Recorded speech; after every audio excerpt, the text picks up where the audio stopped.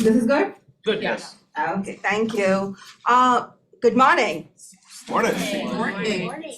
It's a real pleasure, absolute pleasure to be part of this conversation talking about ESG in action with Bruno, Naomi, and Samar, who is joining us all the way from India. Can you hear me, Samar? Yeah.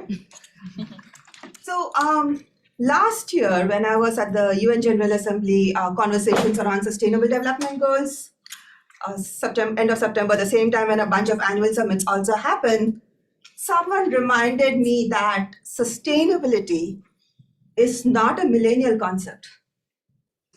It's been around since 1987 when the UN Brundtland Commission defined sustainable development as the development that meets the needs of the current generations while still providing for requirements and needs of future generations. Now, in 1987, I don't think smartphones exist. They definitely did not know about AI, so no one knew what was coming. But we at least had that understanding that it has to be in a way that meets future needs. The same holds true for us today. And we're talking about, I heard the AI conversation, the tech conversation, the financing conversation. But to be able to meet the needs for future generations. And then in 2015, all 193 countries of the United Nations came together to agree on 17 Sustainable Development Goals, also known as SDGs. Zero hunger, poverty, clean water, decent economic growth, climate action. And today, if you look at where we are today, that is the target to achieve them by 2030. So which is why if you look at a lot of companies' impact reports, you'll see that targeted by 2030 tagline, because that was the target. And then today we are just a little above that midpoint time in the timeline.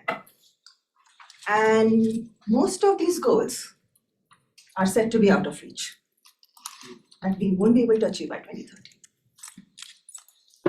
At the same time, at the UN General Assembly, at the SDG conversation, at the COP28, and then this week at the OECD forum that's going on, I've also seen a lot of energy, a lot of enthusiasm, and even some urgency around action plans, incentives, startups using technology, finding a way to connect societies, all with an eye towards ESG.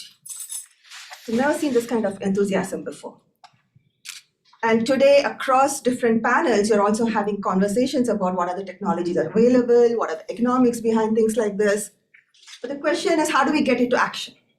Which is what I'm going to hope that we explore together with people who've had remarkable success in this field. So a little bit about how you got there, right? The challenges you faced and how you got either around those challenges, worked around them, or presented new challenges of your own that they had to back down. And the way forward, that's something that we'd like to look at. Coming with the emerging markets theme that we have right now, if you look at the renewables, the market size is supposed to be around 2,000 billion, upwards of $2,000 billion. That's a lot of zeros out there. So lots of potential. Emerging markets present more than half of that potential that we can capture. But these also tend to be in places where you have the most populous countries in that region. So how do we take this? How do we capitalize on this opportunity? How do we take it to mainstream? How do we make sure that everyone from farmers to slum dwellers to the urban people are part of that conversation? And how do we integrate going from rooftop solar panels to floating solar panels, getting people, including oil and natural gas, under a same umbrella, and then getting to climate positive by 2030. Right? So I'm hoping that in the next half an hour, we go through these conversations. And let's start with a quick round of introductions across the board before we start with the first question. Naomi, do you want to get us started? Okay, yeah. Hi, everyone. It's good to be here. My name is Naomi Nwokolo. I serve as the Executive Director of the United Nations Global Compact Network Nigeria. A brief introduction to the UN Global Compact is the world's largest corporate citizen sustainability initiative. We work with the private sector to align their operations with international best practices and the SDGs to make sure that they get involved and also they take actions on responsible corporate practices. So we're present in over 160 countries. In Africa, we have 11 countries and spread around 45 countries, really working with the private sector to take actions on the SDGs. So it's good to be here to also share experiences on how we're doing in that regard. Thank you. Sivar, you want to go next?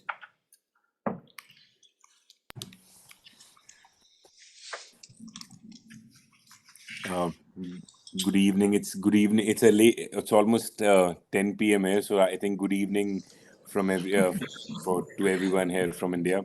I'm Simar. I run India's third largest rooftop solar company headquartered in India.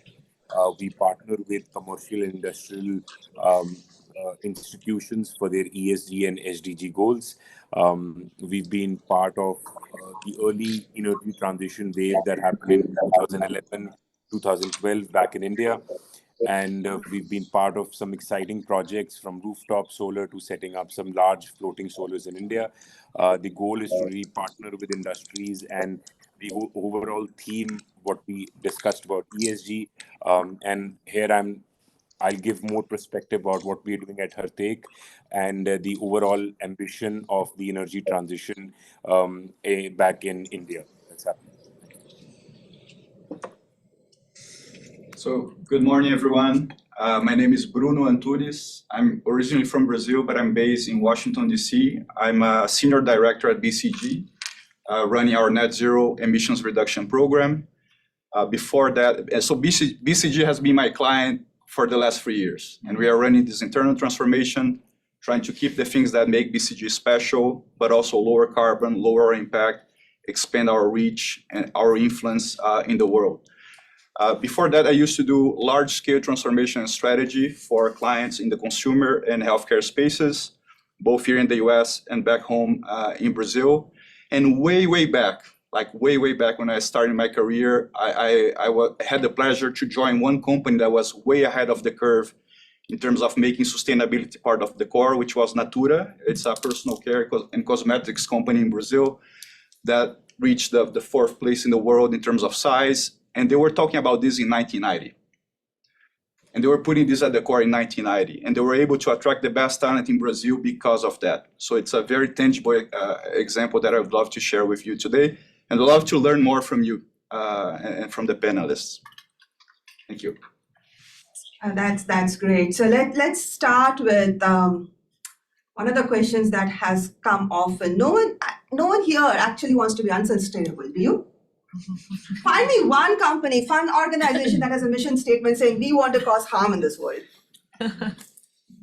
But when you get started, a lot of times a lot of questions come out. How do you get started? What is it you work on? How do you identify the space? Right. Samar, do you want to start with your journey?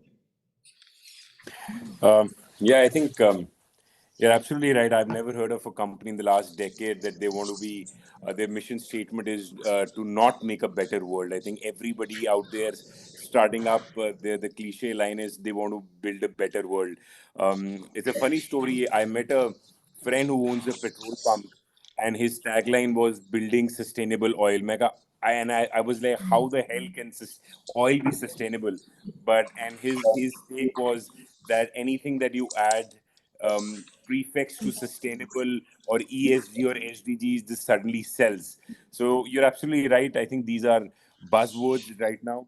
But I think my journey started off through a very interesting note. I wanted to come out of India. This is when I was doing my engineering, and a lot of people here, this part of in India, wanted to come to US and Canada for studying or maybe working out. This is 2011 and 12. And I think my journey started off with the overall aim just to come out of India and not knowing what the massive transition India would take place from 2012 to now. And I think my encounter was, I don't know whether you've heard of Dr. APJ Abdul Kalam is one of the most prestigious scientists back in India.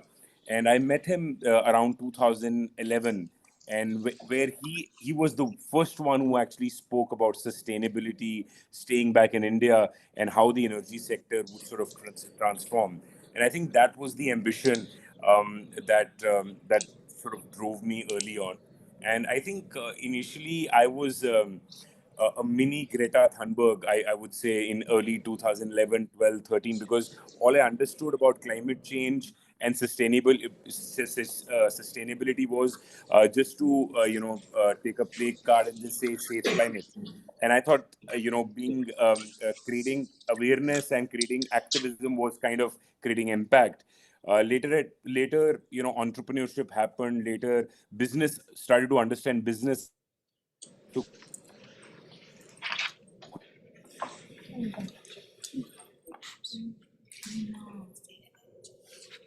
create more impact.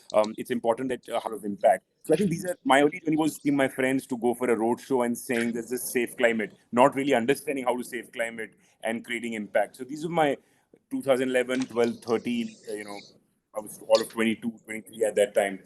But I think really, if you see and if you go back, and hold that when I see these numbers, almost 138% growth has happened in the renewable sector in the country. All we have added in India in the last decade is renewable energy. We are adding at an enormous pace the energy transition, and I think we are at the right place, right time. So 2013, as you said, the journey started. It was initially more of awareness, talking to colleges, schools, institutions about sustainability, about solar. But I think the turning point really happened in 2014-15 when we started to talk to a lot of residential customers going solar and things like that. And around 2015-16, people who have been following the solar market, there was a huge drop in the solar prices where industries actually got more interested. And it's around that time where we actually kicked in, and we could create more impact with large industries based in India who are trying to sort of save electricity costs and sustainability. And it was just sheer passion. It was just the commitment towards energy transition. And at that time, I want to go back almost 7-8 years back, because at that time, these terms like ESG, SDG were not the sort of in terms, right? We were not having Darden emerging markets conferences on ESG and SDG. This is not happening back in the day, 10 years back. So I think it was just the commitment that this will happen. And I think I have to give credit to India how we were placed that time, because a lot happened in this last 10-12 years. So I think that is how we started. And as we say, you when you start your journey, you are in your momentum. And today in 2024, we are among the top 5 in the country in terms of solar.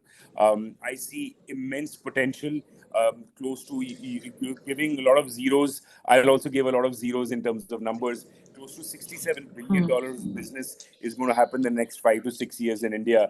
So I see a huge potential. There is a lot of awareness. There is an extreme amount of money that is chasing the sector, especially India. There's a lot of young population as well. So I think as a company at Hertake, our goal is to really partner with institutions for their sustainability goals and construct these power plants at their premises. And but at the larger sector, I think, as you said early on, I think after 13 years, my journey has just started. Now I don't have to convince customers or chase customers. It's the other way around.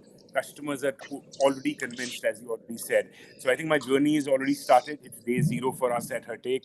And I think we're just getting started with not only solar, we have ventured to green hydrogen and the other places.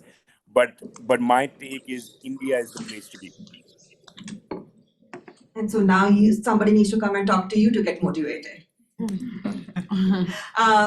Naomi, let me turn this to you.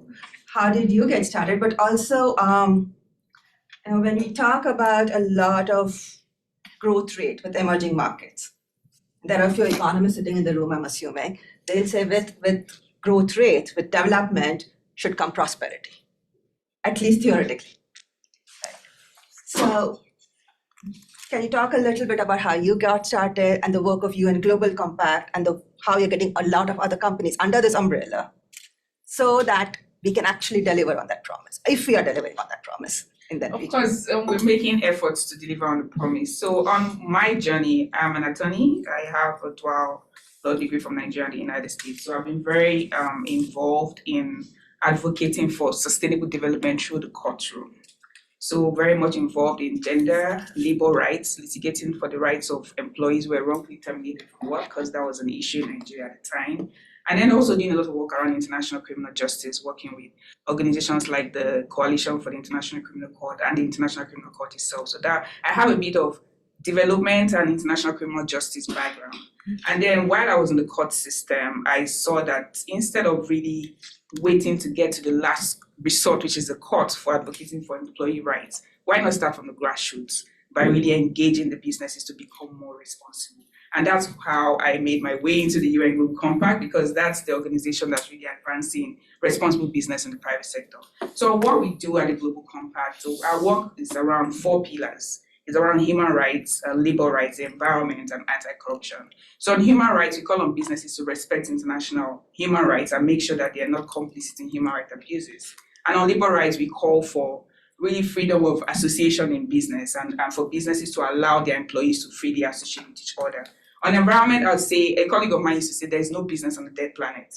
So businesses have to really take actions to ensure that they implement friendly environmental technologies to really save the environment that their businesses thrive. And as we all know, for governance, no business can thrive without good governance. We need to take actions to ensure that corruption does not exist in any way. So that's a summary of what the United Nations Global Compact do. And then we see the SDGs as a blueprint. We want business to take actions on the SDGs. We've seen that the government cannot achieve it alone. And it's not just limited to emerging markets. All over the world, we need the private sector to be very much involved because they're seen as the engine of growth. So while businesses are taking actions, we guide them through their process to help them understand, what does gender equality mean in your business? Are you really taking actions on that? What does ending hunger and poverty mean? You cannot end the issue of hunger without creating employment. So the SDGs are quite tied together and we provide those guidances for them. So on prosperity, when business takes action on all of these, we know that there's an opportunity for growth. If businesses are investing in climate, there's an opportunity for growth. If you're taking actions on providing living wage to your employees, a lot of people in underdeveloped countries are working, but they're still below the poverty rate. So you're not doing well as a business if you're not taking actions on employee retention. That's making sure that they're well kept. And that is the unique way the Global Compact is really impacting companies in the continent for sustainable development. Oh, that's amazing. Would you encourage a follow-up question? Of course. So you look at the 17 Sustainable Development Goals and you talk about things like gender equality, and a startup comes in. It has a cool technology. Maybe things that take 5-10 hours to charge can now be done with 5 hours with lower electricity. That's sustainable, that's prosperity. Yeah. Now you start talking to them about saying we want gender equality. It's a small company. It doesn't have all those resources. So how does being part of something like this, a broader coalition, also help you to tap into the other things that might help with that overall development? Okay, so on that, I think ESG has gained a lot of traction. So with that question, I want to really ask ourselves, what does ESG even mean? Mm-hmm. You know, the set of practices, the good practices you have in your organization that takes action on the environment, social and governance, and that's where gender comes into play. So you don't really have to be a big organization to look at gender, make sure you help women really harness their full potential in the organization. So the UN Global Compact and the UN Women, we set up what we call the Women Empowerment Principles. It's a set of principles that help organizations empower women from the workplace, the marketplace, and the community. So it starts from even startup. Investors don't want to, when they're looking at businesses now, they're not looking at those who have only men. Even here now, we have we have a gender pledge where you don't want to have all men in panels. So it starts from the grassroots, really, of making sure that you have women at the core of your operations. And when you look at women, you talk about gender equality, women bring a lot in the organization. They bring empathy, they bring knowledge. So even from the startups, you want to really have that in mind as you grow into the global supply chain of sustainability. If I may add just one point. I remember from the previous panel, we were talking about prioritize, be laser focused, right? ESG is so broad. I remember doing a case way back in BCG for a major NGO, and their program felt like a government program. They were covering so many areas. They were lacking focus. They were too scattered. They were not winning the battle of doing good, right? They were not legitimate leaders in all of those spaces. Every single company, based on the purpose, the sector, their skills, capabilities, will be able to be a protagonist in a given space, maybe multiple spaces, like we are at BCG, but you don't necessarily need to play on all of those. I think that this is one point.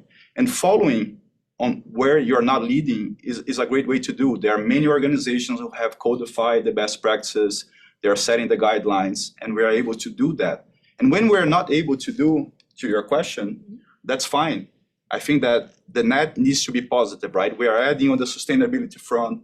Maybe we're not contributing on all of those, but at least we're staying real to who we are as a company, as a group of people that are, trying to create societal impact. And that's true. Nobody would believe that you didn't go through Darden, Bruno, because this is exactly the Darden way of ask a question back, and that's the conversation. So you should feel free. So whenever I was sitting on a panel, I would be, if only I could get ask a question. So you should feel free to do that. With your work, all of us are talking about mitigating climate impact. You're talking about being positive. How did you get there? So it has been quite an interesting journey. So BCG is a global firm, as you know, and we have a collection of countries and people who are coming from very different places when it comes to climate action. In some places, it feels like it's part of the water. They have embedded in society. In other places, they're starting the journey, which is exciting to see. And we had like a collection of tribes inside BCG. Some of them were super energized and wanted us to step up and commit more resources and more actions and have a structured program. This came from what we call our green teams. We have green teams across every single BCG office. It's a grassroots movement. And some of these green team members were quite bold, and they wrote a letter to Rich Lesser, our CEO way back, stating what is the vision for BCG, right? What is this new BCG that is creating greater climate impact among our clients and internally walking the talk to have legitimacy and to be able to contribute. And this became a corporate program, like way back in 2018, and in typical BCG fashion, when we decided to commit to something, we put the resources, and this became one of our moonshots on the client side. We have two moonshots, one on AI and the other one on climate, which is basically a lever for us to reinvent economies, to reinvent companies. It can be perceived as a restriction, but I love restriction as a way to innovate, right? When you bring the lens of restriction, you put yourself in a different box, and you might unlock some innovative thinking on how to approach clients, how to serve clients, new offerings like the ones that we have on climate and sustainability. And we have accelerated, we have committed to net zero climate impact way ahead of SBTi and other organizations. Now we are aligned to the path of 1.5 degrees. And we have gone past the flashy commitments that catch the PRs and announcements and beautiful pictures. And now we are getting in the mud, right? In the mud of making this thing happen. And that it takes a lot of change management, activist program management, and being open to different perspectives. We're still a business, we have multiple goals. Depending on where you're seated in the world, the tensions are different. And we need to be very understanding and empathetic with the different perspectives so we can have a sustainable program. If we push too hard in one direction, there's going to be pushback eventually, and we're going to get a disconnect. And I think that this is one of the things that we are trying to do. And we are very much ahead of schedule, and it's a very exciting journey with our clients, which is where we can create the most impact, but also in our own little journey, helping to reduce emissions, helping to fund some exciting technologies that the world will need to decarbonize, such as direct air capture, sustainable aviation fuel, etc. So that has been the... Please, sorry, go ahead. Please go. Yeah, no, I was just wrapping up. Yeah. So that's a great place to start. Do you want to talk a little bit about what are one of the most challenging projects that you had? right? Places from where you learned, like there's a blueprint of how to do things. And there's a resistance because that doesn't make sense there. It doesn't fit that particular situation. I'll leave you to decide how much detail to reveal, right? We can go completely anonymous incorporated here, but what's one of those places where went in with good intentions, had a blueprint, and then some of the challenges that you faced, and how did you work around or over it? So there is one that comes to mind, also in the do good space, right? The do good market, which is a place that I love to engage and contribute. We were helping this NGO that was working across many different spaces, right? Education, health, and security. And they were falling behind. Once upon a time, they were one of the leaders in the market, in that specific market. They were getting the resources. They were creating a lot of impact. They were one of the early entrants. But at some point, the market shifted, and a lot of specialized players start to enter the health space and the security space and the education space. And we had to make them take a good look at in terms of results and measurement and impact, relying on data. I think that data is our ally, right? To have a truthful, inward-looking and inside conversation, to make them realize, okay, you are doing too much, you're being too fragmented, you need to make some choices, you need to reinvent yourself. And it was extremely difficult because when you enter the ESG space, there are a lot of passion behind, right? If people are connected to the causes, it goes beyond a business transaction. But at some point, they had realized, okay, our own sustainability as one organization relies on us winning in this specific market.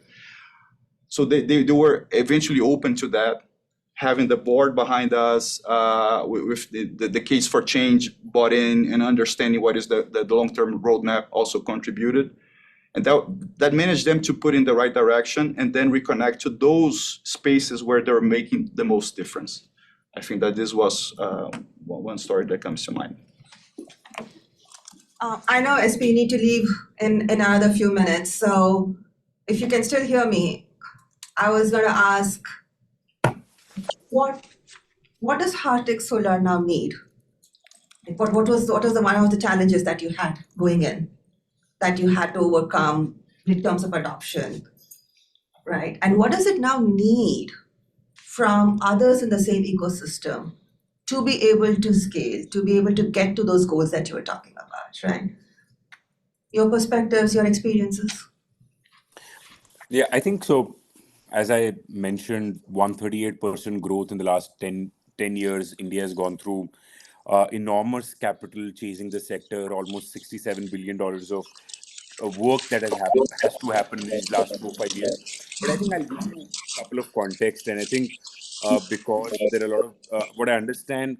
Please correct me if I'm wrong. There are a lot of business students that are sitting here, right? The MBA students, which are also part of it.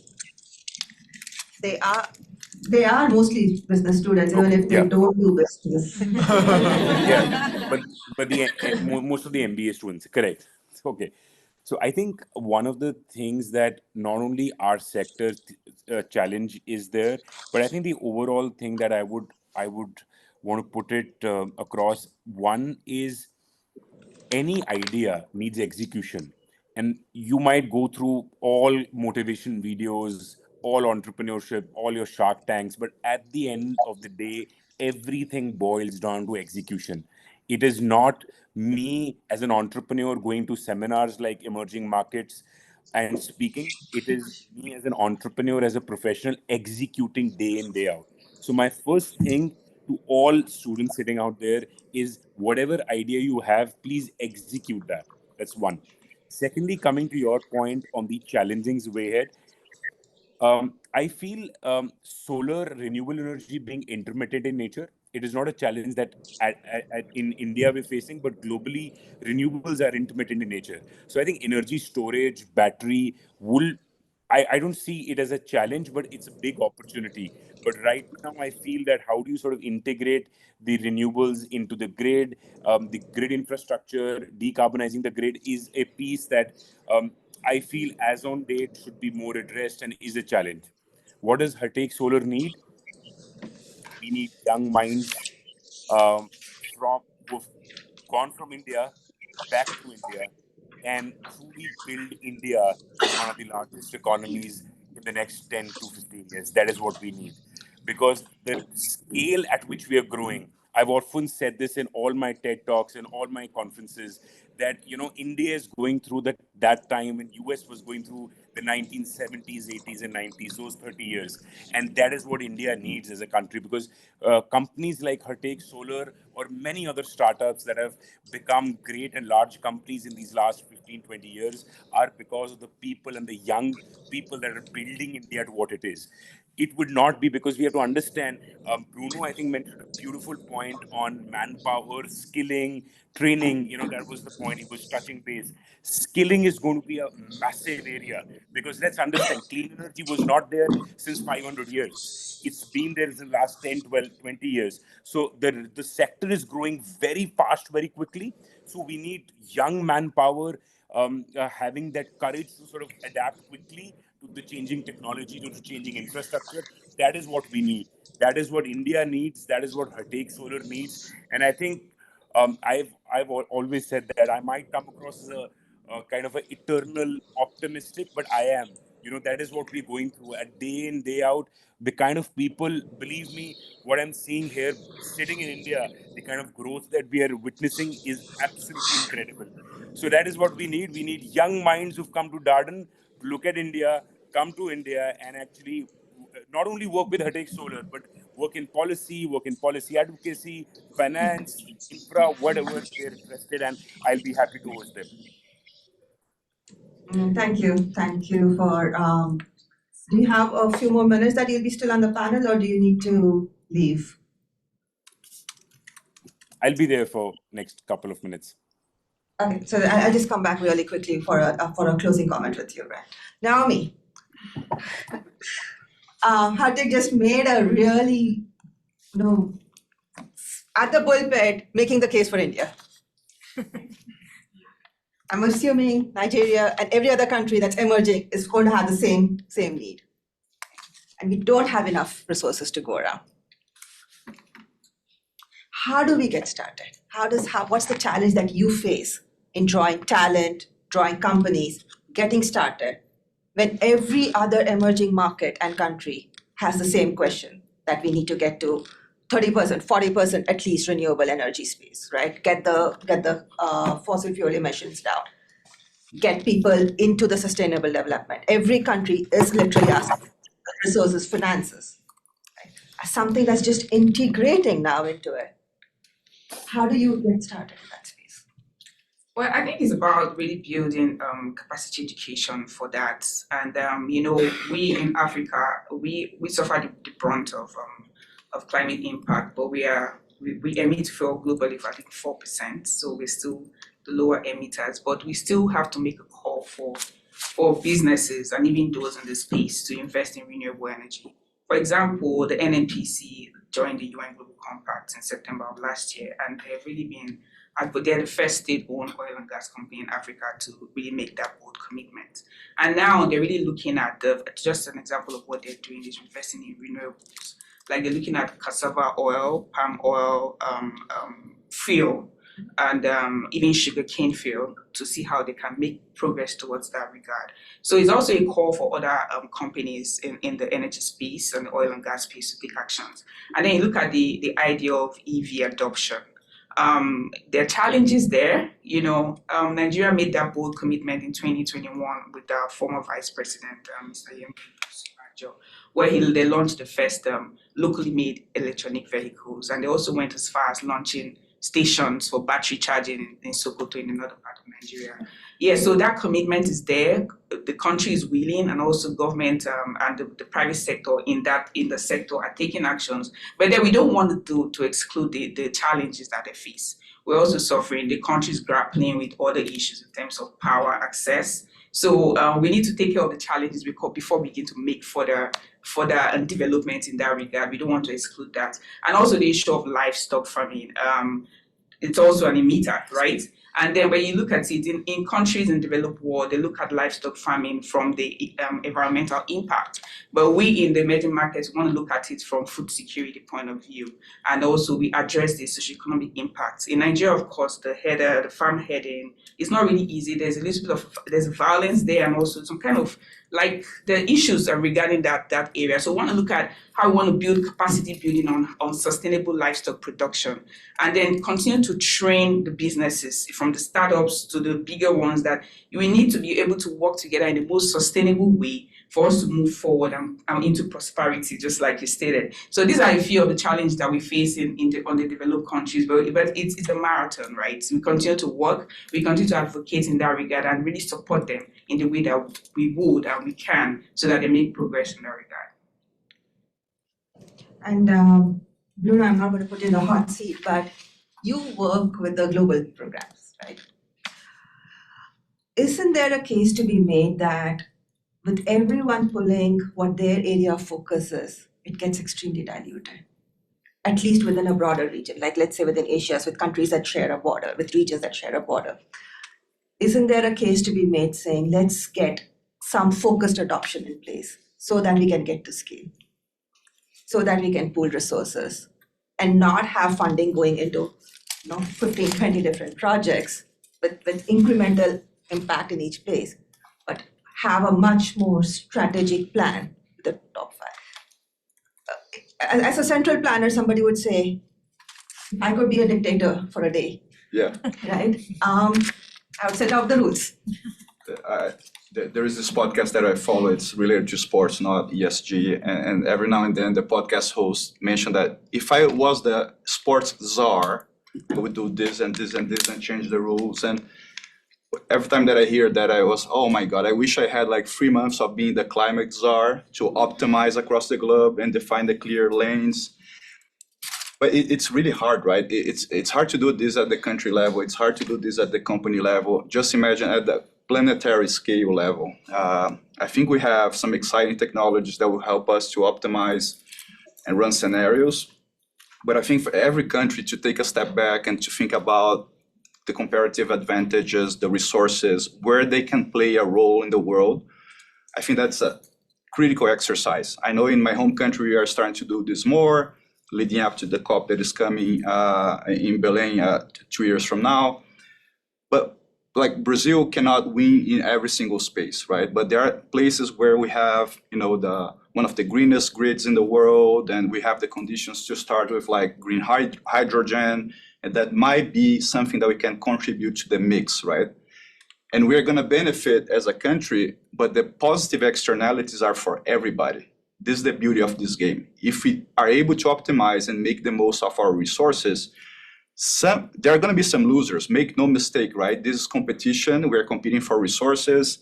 We are late to solve this problem. So we are kind of experimenting with carbon taxes and incentives like the ones in the US, and that is all great, but that is kind of triggering some isolation, protectionist behaviors that are not conducive of the types of things that we need to do collectively.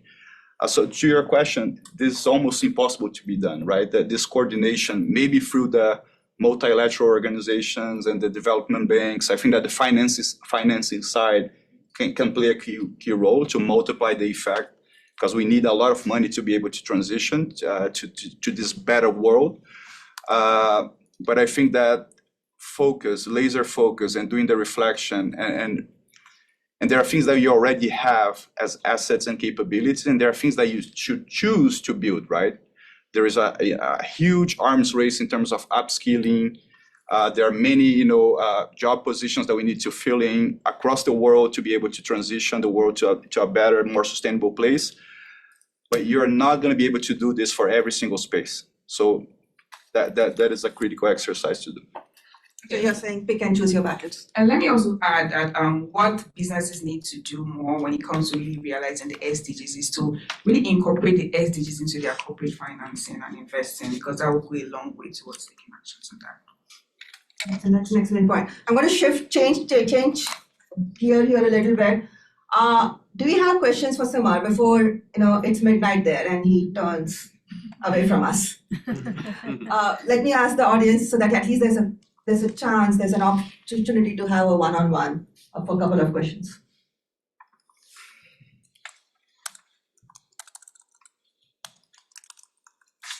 I'll ask a couple of questions just because no one else is asking. You need to say who you are and hello. Yes, I'll do that. I run a climate change fund out of India. It's an early stage climate change fund. And I'm going to ask you a very simple question because I'm going to talk to you about what my problems are from my limited partners who give me capital to try and address the climate change issue. But before I even do that, just want to kind of make one observation. Sustainability does not equal climate change. And everything that I've heard here today is about climate change. The reason why I say that is that capital is driven towards sectors or areas where you can actually measure the impact of that capital.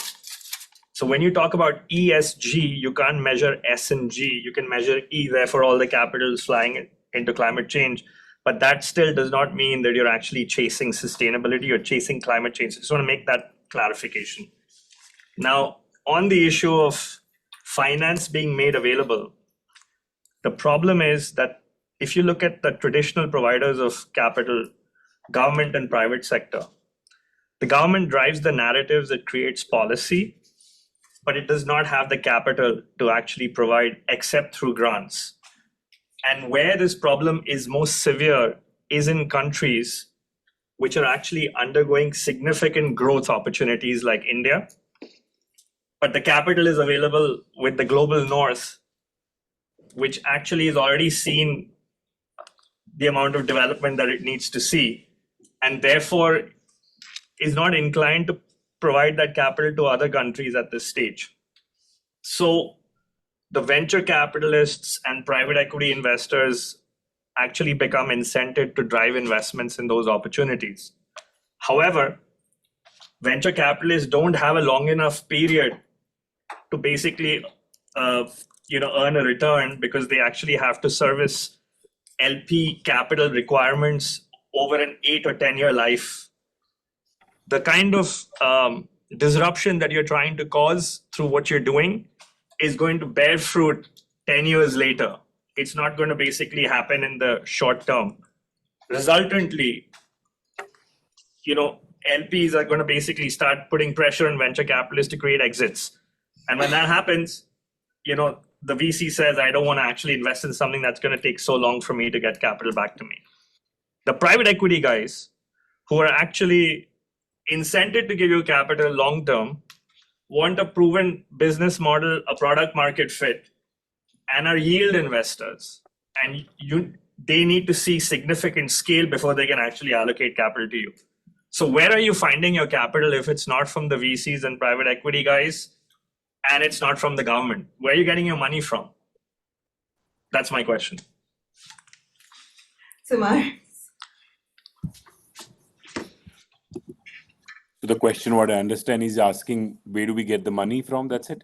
So Yeah, That's the paraphrased version. okay. Yeah. So the earlier context was he was just trying to give his perspective about what he understands. I think I completely agree with the ESG part, what he says, and completely resonate. I didn't get the name of the person who asked the question.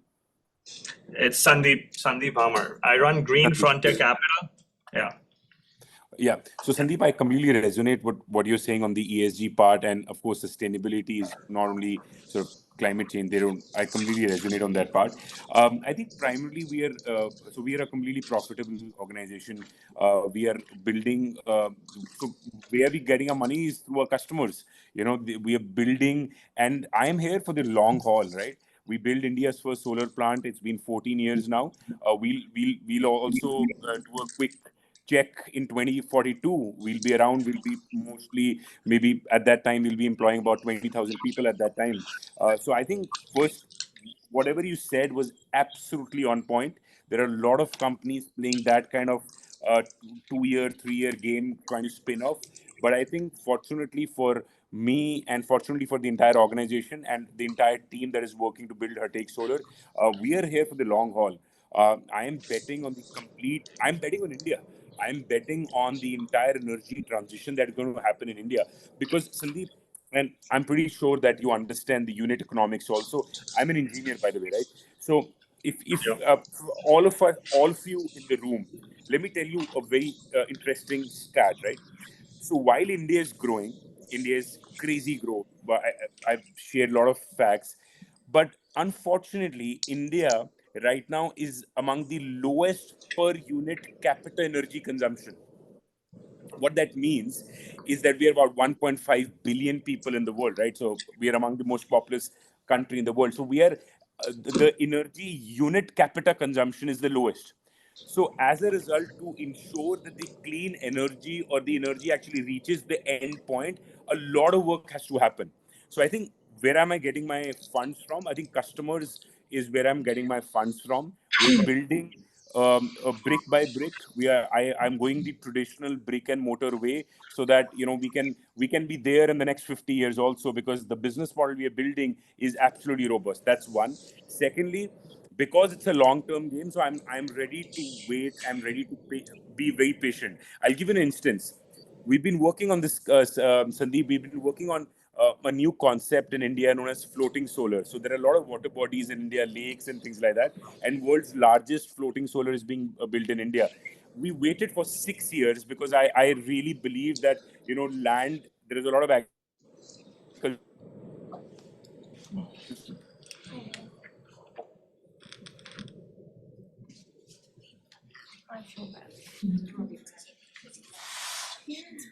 Did it strike midnight on the technology? In India, rooftops and floating solar actually have customers' debt is always cheaper than equity I'm having to run the organization that I'm missing a particular task.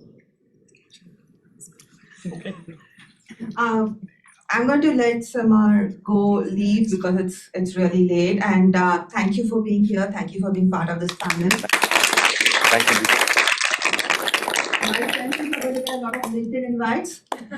And what happens with that network and connections, that's one of the connections that this kind of a conference helps make, right? So we would love to continue to have you part of the Darden family going forward. Thank you so much. Thank you. Yeah, I just wanted to report some of the things that the questions, the background that Sandeep laid when he said all we'll be talking about is environment. That's not actually the case, because we've also addressed the issue of human rights in business. We've addressed the issue of labor rights and governance, which all form part of really sustainability. And recently, the EU released the due diligence and corporate standard, which has called on businesses to take actions on protection of child rights, gender equality and governance. So all form part of sustainability. Here we're talking about, I think the conversation kind of went into the environment when you have BCG here, of course, and also myself, because we work with businesses in that regard. But just to say that it's not about the environment. It goes way above that. It's about the people as well. And who are the people? We, employees. I mean, the students in the room here, they're also going to go out and become entrepreneurs and also employees. It's all about the people and also the planet. We are not going to leave one and focus on the other. It's really a combination of them. Yes, thank you. Yeah, thank you for the comment. I completely agree. And the climate angle was more used as one of the verticals that we are doing a lot, but obviously we are doing across the spectrum of ESG. One thing that really bothers me when we talk about climate is we talk like there is the environment and there is us, right? There is the planet and there are people. And many of the consequences of the climate crisis, they are consequences of, they will turn into like people crisis. Like, floods and food security and all of that. And I come from a city in Brazil, São Paulo, where, my kids had like respiratory disease all the time because the air is so thick out of pollution, out of this layer of externalities that we haven't been able to address, that a lot of people are having the health consequences. So I wouldn't look at the problems in an isolated way. we try to bucket. It's simpler, right? To your point, it's simpler to bucket problems. When we have more data, we tend to gravitate there, and that's perfect, fine. But the language that we use to talk about some of these problems, I think that matter. So we can invite more people to connect and to relate and to contribute. I think that is one of the things that we are finding from our own little experience. At some points we get super technical, and it's like the world, the environment, and the people, and I think it's counterproductive to create these types of divisions. Yeah, that makes sense. Lot of conversation that we've had with company, with policy, and research. I'm saying this not with a pessimistic view, but when you have to choose, when you start having to make trade-offs, which Darden is a place where we say we should not have to have trade-offs, right? That's the underlying principle. But when that happens, you usually see this is what we've observed: national security, environment, and then social. And what we end up missing is, because we miss that connection with social, it flows back with social unrest and disruptions, which then actually hit the other two really badly. So what we miss is that interconnectivity of all three when you start ranking it like that. So your point's absolutely well taken, right? Maybe one point on the finance side. I remember like way back when I was an graduate, I was entertaining some entrepreneurial projects in my head. Coming from an emerging economy in Brazil, you look at the environment, no VC network, no sophisticated private equity, no cheap resources, right? Interest rates are through the roof, stability, it's like risk. As a rational person and risk averse, that eventually I found out that I eventually became a consultant, right? Everyone else is doing the work for you. You say no, right? It's impossible. But the world has changed a lot, right? If you look at the environment in Brazil, the environment in India, having you here is a testament to that, right? There is a vibrant, emerging VC and angel investor and private equity, and there are those successful entrepreneurs who have made the exit, and that now they're raising their heads and saying, what is next? And sustainability is next, right? Some of the social impact projects are next. A dear colleague from BCG has just left the firm now to start his own climate-related startup, funded by one former entrepreneur in Brazil, one of those unicorns, made the exit, and now he's looking for new opportunities.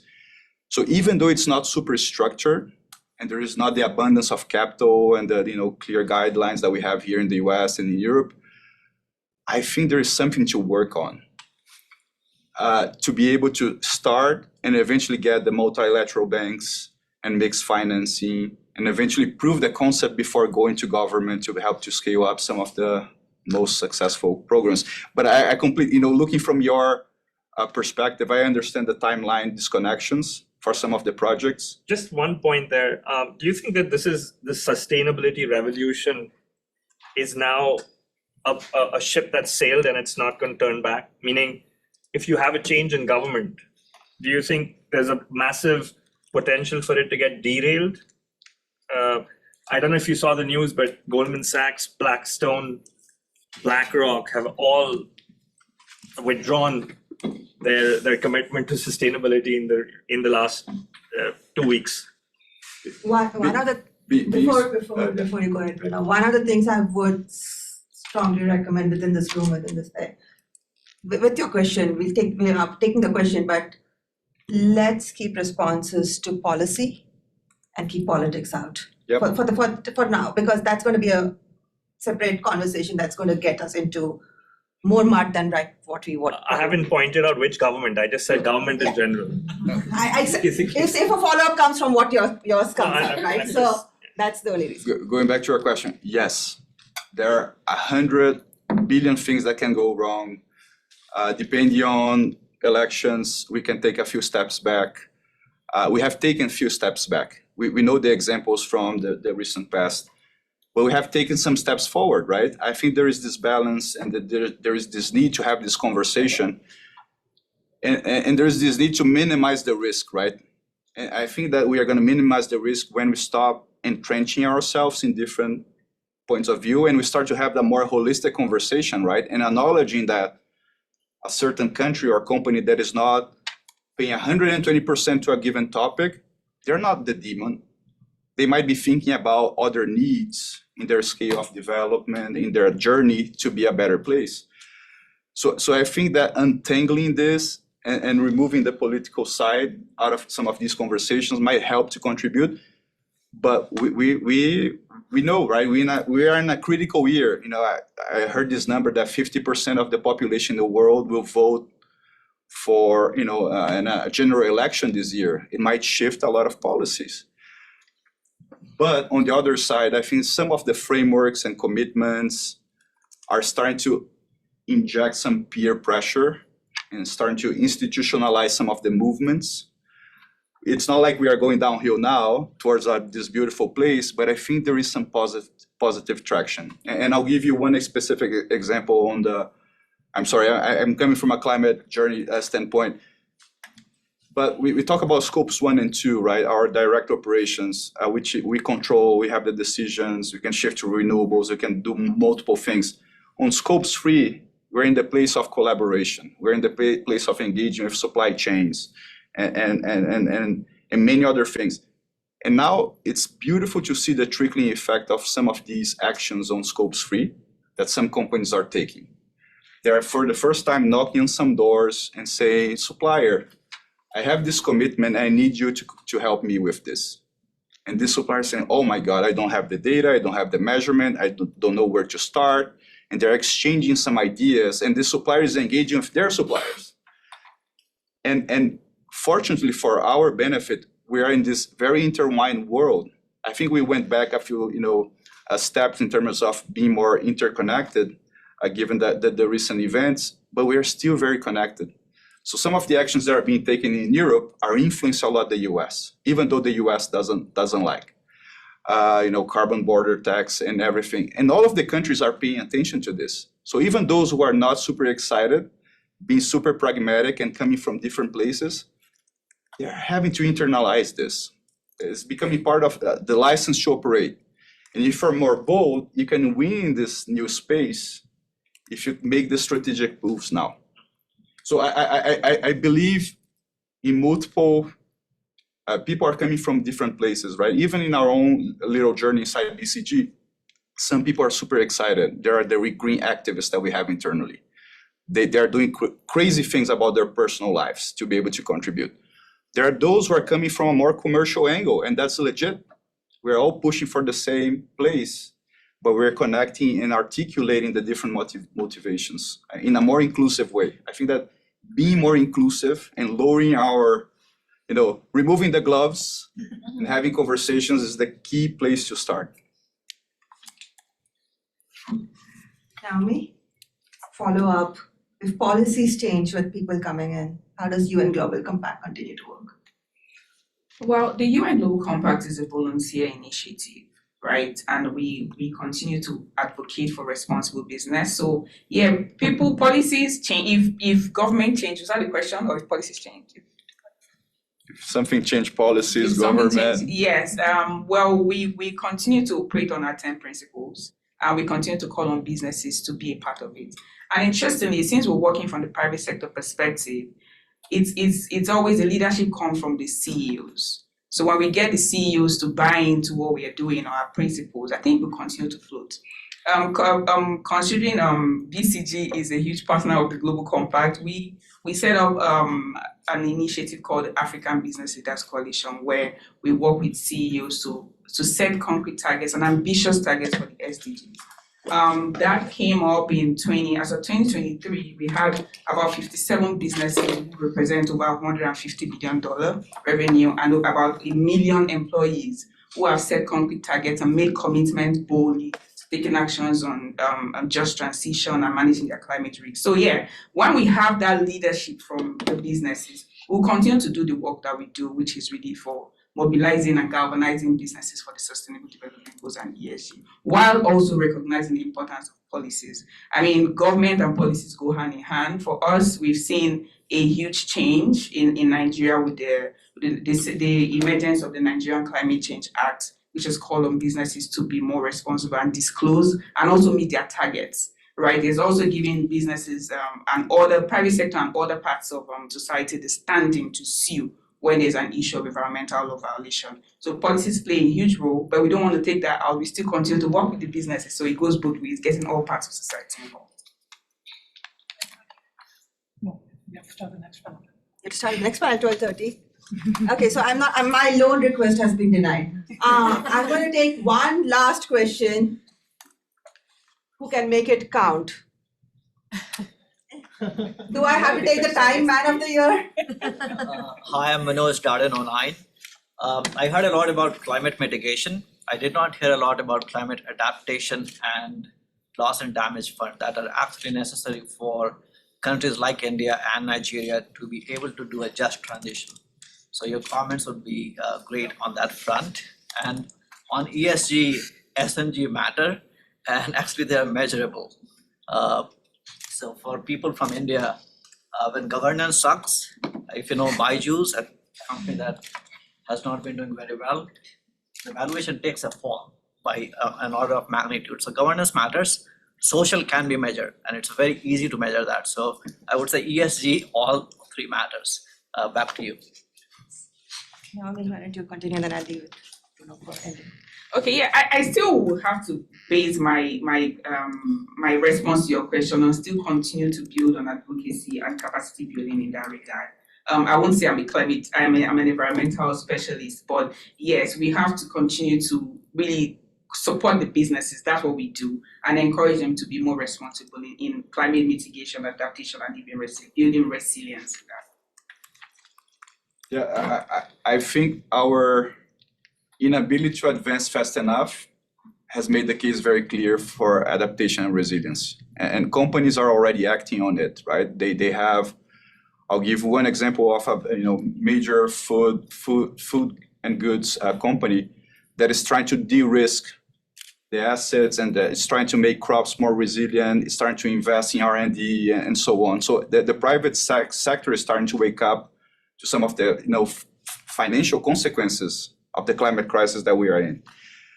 Unfortunately, it's not going to get better anytime soon, given the current trajectory. So my perspective is that we are going to get more momentum behind adaptation and resiliency, but we need to keep in mind that we cannot give up, right? So I think there is this balance of investments in mitigation and adaptation and resiliency that we should strike. And those who are more prepared and equipped to help, they should step up to the plate, right? So the developed north and some of the companies were equipped to lead in some of the efforts and influencing local frameworks. I think they have the duty to do this, and they should do this. And there is a great return on adaptation and resilience investments, just like on mitigation. We have recently published a report on that. I highly encourage you to take a look. But we need to do it, right? It's real. It's not something theoretical that we were discussing, 20 years ago. So people tell me you should not stand between people and food and empty stomachs. And Agam has already stood up here, and Rohan is standing there to push me out if I don't stop. So thank you, everyone. Thank you, panelists. Bruno,